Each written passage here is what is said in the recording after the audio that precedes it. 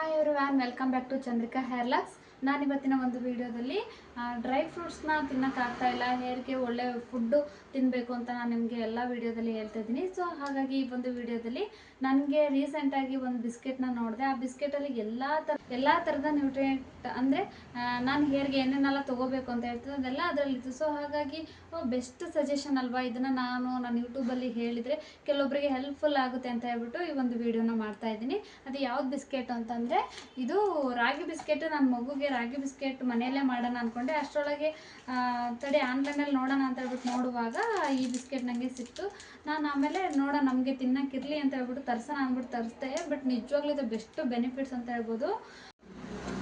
ಇದು ಏನು ಹೇಳಿ ಸರ್ಚ್ ಮಾಡಬೇಕಪ್ಪ ಅಂತಂದರೆ ಇದ್ರ ಮೇಲೆ ಇದೆ ಜಾಗ್ರಿ ರಾಗಿ ಕುಕ್ಕೀಸ್ ಅಂತ ಹೇಳ್ಬಿಟ್ಟು, ಜಾಗಿ ರಾಗಿ ಕುಕ್ಕೀಸ್ ಅಂತ ಹೇಳ್ಬಿಟ್ಟು ಟೈಪ್ ಮಾಡಿದ್ರೆ ಇದು ಬರುತ್ತೆ. ನಿಜವಾಗ್ಲೂ ನಂಗೆ ಇದು ಬೆಸ್ಟ್ ಅಂತ ಅನಿಸಿದೆ. ಇದರಲ್ಲೆಲ್ಲ ಡ್ರೈ ಫ್ರೂಟ್ಸ್ ಕೂಡ ಹಾಕ್ಬಿಟ್ಟು ಮಾಡಿದ್ದಾರೆ. ಬೆಸ್ಟ್ ಡೈಲಿ 1 ಅಥವಾ 2 ತಿನ್ನೋದ್ರಿಂದ ನಮಗೆ ಸಫಿಷಿಯೆಂಟ್ ಆಗಿರೋ ಡ್ರೈ ಫ್ರೂಟ್ಸ್ ಇರೋವಂಥ ಒಂದು ಬೆಸ್ಟ್ ಫುಡ್ ಸಿಗುತ್ತೆ ಅಂತ ಹೇಳ್ಬೋದು. ನಿಮಗೆಲ್ಲ ಆಲ್ರೆಡಿ 8 ಪೀಸ್ ಏನೋ ಬಂದಿತ್ತು, ಅದರಲ್ಲಿ ಖಾಲಿಯಾಗಿ 2 ಪೀಸ್ ಇದೆ. ಖಾಲಿ ಹಾಕಿನ ಮುಂಚೆ ಒಂದು ವೀಡಿಯೋ ಮಾಡೋಣ ಅಂತ ಹೇಳ್ಬಿಟ್ಟು ಮಾಡಿದೆ. ಇದರಲ್ಲಿ ನಾನು ಹೇಳ್ತೀನಲ್ಲ, ಪಾಂಪ್ಕಿನ್ ಸೀಡ್ಸ್ ಆಗಿರ್ಬೋದು, ಹಾಗೆ ಡ್ರೈ ಫ್ರೂಟ್ಸು, ವಾಲ್ನಟ್ಸ್ ಎಲ್ಲ, ಆಮೇಲೆ ಓಟ್ಸು, ಇದರಲ್ಲಿ ಎಲ್ಲನೂ ಕೂಡ ಹಾಕಿರ್ತಾರೆ. ಸೊ ಹಾಗಾಗಿ ಡೈಲಿ ಅಟ್ಲೀಸ್ಟ್ 2 ಅಥವಾ 1 ಇದನ್ನು ತೊಗೊಳೋದ್ರಿಂದ ನಮಗೆ ಒಂದು ಒಳ್ಳೆ ಬೆನಿಫಿಟ್ ಸಿಗುತ್ತೆ ಅಂತ ಹೇಳ್ಬೋದು. ನೋಡಿ, ನನಗೆ ಓಪನ್ ಮಾಡಿ ತೋರಿಸ್ತೀನಿ. ನಾನು ಮಗುಗೆ ಅಂತ ಹೇಳ್ಬಿಟ್ಟು ತರಿಸ್ದೆ, ಬಟ್ ಅದು ಅಡಲ್ಟ್ಸ್ಗೆ ಯೂಸ್ ಮಾಡೋವಂಥದ್ದು ಅಂತ ಆಮೇಲೆ ಗೊತ್ತಾಯಿತು.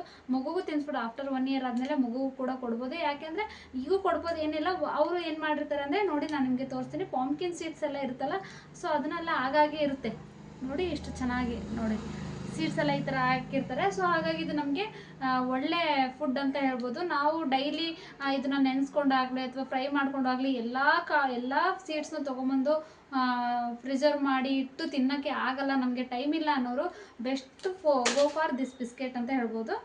ಈ ಬಿಸ್ಕೆಟ್ನ ತಿನ್ನೋದ್ರಿಂದ ನಮಗೆ ಒಳ್ಳೆ ಅಂದರೆ ಹೇರ್ ಗ್ರೋತಿಗೆ ಏನೇನು ಬೇಕೋ ಅದೆಲ್ಲ ಇದರಲ್ಲಿದೆ ಅಂತ ಹೇಳ್ಬಿಟ್ಟು ನಾನು ಕಂಡುಹಿಡ್ಕೊಂಡಿದ್ದೀನಿ. ನಿಮಗೂ ಕೂಡ ಇದು ಬೆಸ್ಟ್ ಅಂತ ಅನಿಸಿದೆ. ಒಂದ್ಸರಿ ತರಿಸಿ ನೋಡಿ. ಇದು ಯಾವುದೋ ಪ್ರಮೋಷನ್ ವಿಡಿಯೋ ಅಲ್ಲ, ಇದು ಯಾವುದಕ್ಕೂ ಲಿಂಕು ಕೂಡ ಇಲ್ಲ. ನಾನು ಆನ್ಲೈನಲ್ಲಿ ನೋಡಿ ತರಿಸ್ಕೋಬೋದು. ನೀವು ಆನ್ಲೈನಲ್ಲಿ ಬೇಕಿದ್ರೆ ರಾಗಿ ಬಿಸ್ಕೆಟ್ ಅಂತ ಹೇಳಿ ನೋಡಿದ್ರೆ ಆಲ್ಮೋಸ್ಟ್ ಅಲ್ಲಿ ಬರುತ್ತೆ. ಸೊ ಇದನ್ನು ನೀವು ತರಿಸ್ಕೊಂಡು ಯೂಸ್ ಮಾಡಿಕೊಂಡು ನೋಡಿ. ನನಗೆ ಬೆಸ್ಟ್ ಅಂತ ಅನ್ನಿಸ್ತು. ಇದನ್ನ ಬೆಸ್ಟ್ ಎಲ್ಲ ಡ್ರೈ ಫ್ರೂಟ್ಸು ತಂದು ಮಾಡಿ ತಿನ್ನೋದು ಕಷ್ಟ ಆಗ್ತಿದೆ ಅಂದರೆ ಕೆಲವರು ಇದನ್ನು ಆರಾಮಾಗಿ ಕನ್ಸ್ಯೂಮ್ ಮಾಡ್ಬೋದು ಅಂತ. ಇದು ನೋಡಿ, ಇದನ್ನು ತಿಂತಾಯಿದ್ರೆ ಹಾಗೆ ಬಾಯಿಗೆಲ್ಲ ಸಿಗುತ್ತೆ.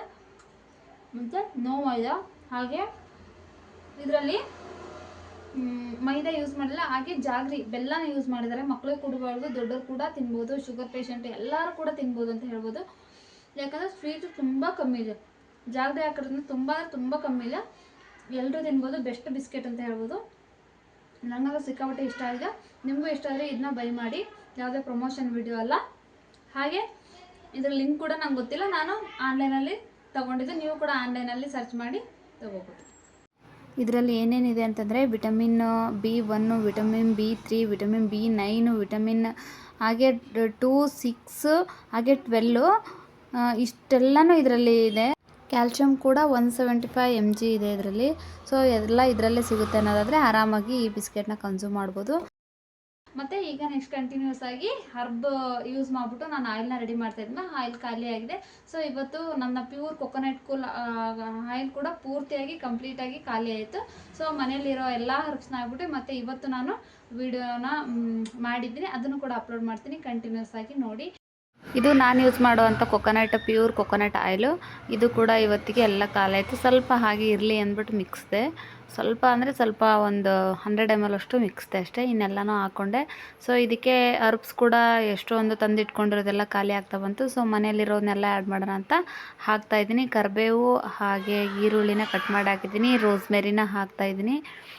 ಹಾಗೆ ಮತ್ತು ಕಲಂಜಿ ಸೀಡ್ಸ್ನ ಹಾಕ್ತಾಯಿದ್ದೀನಿ.